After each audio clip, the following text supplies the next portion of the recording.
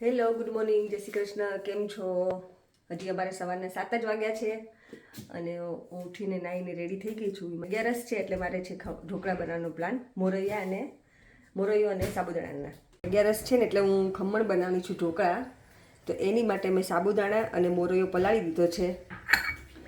આ 2 વાટકી મેં મોરૈયો લીધો અને એક પોણી વાટકી મેં સાબુદાણા લીધા છે. હમણાં કલાકમાં પલી જશે ને સાબુદાણા અને મોરૈયો, એટલે હું એને ક્રશ કરી નાખીશ અને અંદર દહીંની અંદર એને આથો લાવવા મૂકી દઈશ. એટલે હું હમણાં બપોરે સલૂન ઉપર જઈને આવું ને પછી એના હું ખમણ બનાવીશ તો હું તમને બતાવીશ. જો રોજની જેમ હવે આજે અત્યારે 8:45 થઈ ગયા છે અને હું જાઉં છું સલૂન ઉપર. પાછા બેક ટુ નોર્મલ રૂટીનમાં આવી ગયા હોય ને એવું લાગે છે આફ્ટર 6 વીક્સ. અને ઘરમાં મારે ક્લિનિંગ પણ થોડું હવે પતી ગયું છે. ખાલી ઉપરના 2 રૂમ બાકી છે, ઓલમોસ્ટ ડન. એટલે હવે વાંધો નહીં, પછી હું કરીશ. હવે નેક્સ્ટ વીકે છોકરીઓની સ્કૂલ ચાલુ થાય છે એટલે એ થોડીક શોપિંગ કરશું અને પછી હું ઇન્ડિયા જવાની ફાઇનલી તૈયારી કરીશ. બરાબર નહીં માનશું? ઇન્ડિયા જવાનું શું તૈયારી કરવાની તારે? 2 દિવસમાં થઈ જાય. એ વાત એ બરાબર છે. આ તો થોડું ઘણું કંઈ લેવા બેવાનું હોય તો લઈ લેવાનું. એમ આમ કંઈ મેજર કંઈ તૈયારી કરવાની ના હોય, પણ તો એથી જોઈ લઉં છોકરીઓને, કારણ કે લગ્ન છે આપણે આવીએ ત્યારે. તારે એની બધી શોપિંગ કરવાની. હા, એ જ એટલે ત્યાંથી કરવાની છે. પણ અહીંથી મારે ચેક કરવું પડે ને કે શું છે ને હવે શું મારે લાવવાનું છે. કારણ કે ઓલમોસ્ટ અડધું પડધું છે ને રેખાબેન જોડે આવી ગયું છે. એટલે મારે ચેક કરવાનું છે શું આવ્યું ને હવે એને રિલેટેડ શું ઘટે છે, મારે શું લાવવાનું છે એમ. એટલે એ બધું ચેક કરવાનું છે, એ બધી તૈયારી કરવાની છે. આ મસ્ત ખીરું મેં રેડી કરી દીધું છે ખમણ માટે. હવે લેટ સી. આ થોડાક સાબુદાણા દેખાય છે, મારે પાછું ક્રશ કરવું પડશે મને લાગે છે. જો આની અંદર છે ને મેં હળદર, ધાણા જીરું અને શું કહેવાય મીઠું, આદુ મરચાં તમારે નાખવા હોય તો નાખવાના, પણ હું નથી નાખવાની. ઉપર હું ખાલી મરીનો પાવડર નાખીશ. જ્યારે આપણે થાળી ચડવા મૂકીએ ને ત્યારે અંદર મેં નાખ્યો છે ઈનો અને એની ઉપર થોડુંક મેં લીંબુ નીચોયું છે. હવે થોડુંક હું તેલ નાખીશ અંદર એટલે સરસ સોફ્ટ થાય. તમારે હળદર નાખવી હોય તો નાખવાની, ના નાખવી તો નહીં નાખવાની. તો આ થોડું તેલ પણ મેં એડ કરી દીધું છે અંદર. તો અહીંયા થાળી મેં રેડી કરવા બાફવા માટે મૂકી દીધી છે. રેડી કરીને મેં અંદર નાખ્યું છે પેપર, બ્લેક પેપર, મરીનો પાવડર અને લાલ મરચું. 10 મિનિટ થઈ ગઈ છે. મેં ખમણ ચડવા મૂક્યા છે ને એને, તો જોઈ લઈએ આપણે થાળી ચડી છે કે નહીં.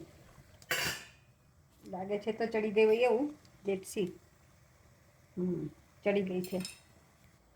જો આ થાળી તો મસ્ત ચડી ગઈ છે.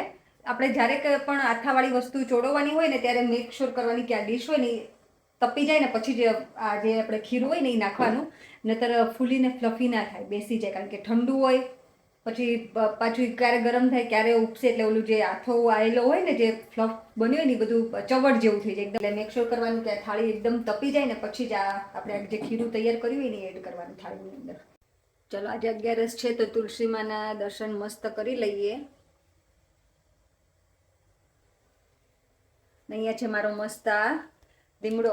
તમને લોકોને એવું થતું હશે આ શું રોજ રોજ તુલસી બતાવે, પણ મને તુલસી, લીમડો એ બધું એટલું બધું ગમે ને કે હું એક્સપ્લેન નહીં કરી શકું કે મને કેટલું ગમે, પણ મને બહુ જ ગમે. આ બધી વસ્તુ આપણે ઇન્ડિયાની જે વસ્તુ હોય ને બધું ઇન્ડિયામાં રહેતા હોય ને ત્યાં સુધી કદર ના હોય, પણ તમે કન્ટ્રીની બહાર નીકળો અને આ ઠંડા વેધરમાં સ્પેશિયલ આપણા ઇન્ડિયન પ્લાન્ટ ના થાય. તમને પ્લાન્ટનો શોખ હોય જેમ કે લીમડો છે, તુલસી છે, મોગરો છે, એ બધા પ્લાન્ટ જ્યારે ના થતા હોય અને મહેનતથી તમે એની કેર કરીને ઘરની અંદર રાખતા હોય તો તમને એની વેલ્યુ બહુ સમજાય. એટલે મને આ બધા પ્લાન્ટ બહુ ગમે. અને અહીંયા વિન્ટરની અંદર આ બધા પ્લાન્ટ ગ્રો કરવા ઇઝ વેરી હાર્ડ. આ જો આ કોઈ બી આપણે લાઈક ઢોકળા કે ખમણ કે ઇડલી તમે જે કહો તે એ કેવી રીતે ચડી ગયું છે ક્યારે આપણને ખબર પડે. તો આવી રીતે એડ કરવાનું આ બટર નાઇફ કે ચપ્પુ તમે જે યુઝ કરતા હોય. પછી જોવાનું જો ખીરું આને અડ્યું નથી, આ ક્લીન છે આ, એટલે ધેટ મીન્સ કે ચડી ગયું. પણ જો ખીરું અને તમે આમ કરો અને આની અંદર ચોટેલું આવે તો પછી એ ચડ્યું નથી, એ કાચું છે. હું એવી રીતે ચેક કરું કે વસ્તુ ચડી ગઈ છે કે કાચી છે, સ્પેશિયલી આથાવાળી વસ્તુ.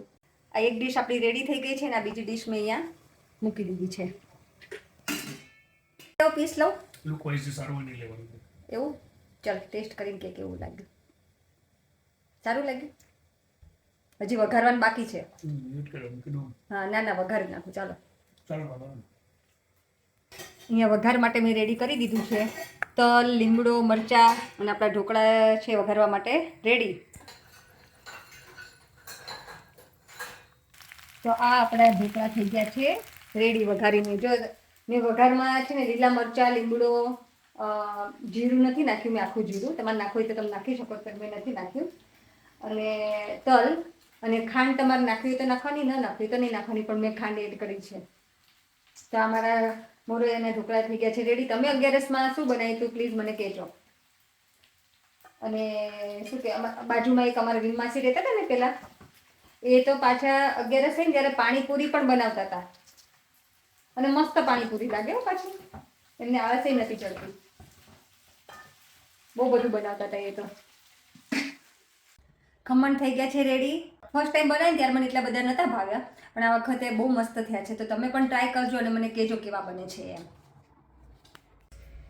અહીંયા કિચન થઈ ગયું છે ક્લીન, વાસણ પડ્યા છે પણ છોકરીઓ ઘસી દેશે. ચાલો જોઈએ બારે મિની શું કરે છે. મિની તો અંદર આવી ગઈ, હું તો જોવા આવતી હતી બહાર તો શું કરે છે એમ.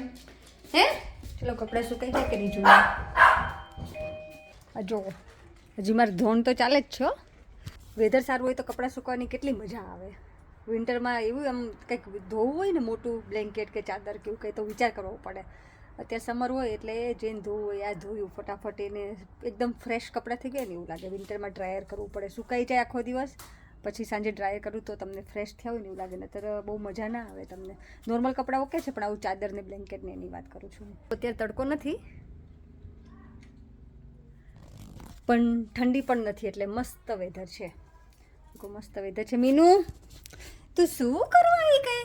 હે ઘડીક થઈ તો અહીંયા, ઘડીક થઈ તો ત્યાં. તારે હેરની અપોઇન્ટમેન્ટ લીધી છે મેં સેટરડે. ઓકે ઓકે, હેર કટી કરાવવા જવાનું છે ને મિનીને, કટી કરાવવા જવાનું છે મિનીને, હેર કટ કરાવવા જવાનું છે મિનીને, ગ્રૂમી કરાવવા જવાનું છે, ગ્રૂમી કરાવવા જવાનું છે મારા દીકલાને.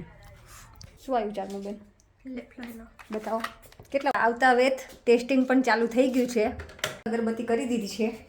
રસોઈ થઈ જાય ને પછી હું અગરબત્તી કરી દઉં એટલે ફૂડની સ્મેલ હોય નહીં જતી રહી. કારણ કે આપણે ઇન્ડિયાની જેમ બધું બારી અત્યારે ખુલ્લી હોય સમર છે એટલે, પણ વિન્ટરમાં પછી એટલી બધી ખુલ્લી ના હોય, એટલે આ અગરબત્તી હોય તો ફટાફટ ફૂડની સ્મેલ જતી રહી. કારણ કે આપણે ઇન્ડિયામાં તો બાયણાએ આખા ખુલ્લા હોય ને બારી એ ખુલ્લી હોય, એટલે ફૂડની સ્મેલ ના આવે. પણ અહીંયા જો તમે ઘરમાં શું કહેવાય કે આવી રીતે કંઈ કુકિંગ પછી કંઈ આ વસ્તુ ના રાખો, અગરબત્તી કે મીણબત્તી કે એવું કંઈ ના કરો, તો ઘરમાં નકળી છે ને ફૂડની સ્મેલ આવ્યા કરે. નોર્મલી હું કંઈક ફ્રાય કરતી હોઉં ને તો હું મીણબત્તી કરું, એટલે મીણબત્તી હોય ને તમારી જે સ્ટ્રોંગ સ્મેલ હોય ને એને કિલ કરે એવું મેં સાંભળ્યું છે. અને એ વાત મને સાચી પણ લાગે છે. એટલે મારે કંઈક ગ્રેવીવાળું શાક બનાવવું હોય અથવા આપણે થેપલા કે પૂરી કે એવું કંઈ ફ્રાય કરવું હોય, ડીપ ફ્રાય કે શેલો ફ્રાય વોટ એવર, તો હું મીણબત્તી કુકિંગ ચાલુ કરું ત્યારે જોડે જોડે જ ચાલુ કરી દઉં, એટલે સ્મેલ હોય ને કિલ થતી જાય. અને બાર અગરબત્તી કરી દઉં એટલે ઓછી, અને કિચનનો દરવાજો બંધ કરી દઉં તો થોડી સ્મેલ કિચનમાં રહી, બહાર એટલી બધી ઘરની અંદર સ્પ્રેડ ના થાય. અત્યારે અમારે 10:30 વાગ્યા છે અને મિની બેન જુઓ અડધી રાત્રે કચડ એને મિની. તો હવે આજનો વ્લોગ હવે હું અહીંયા જ પૂરો કરીશ. જો તમને ગમ્યું હોય તો please like, share and subscribe. Thank you for watching. By.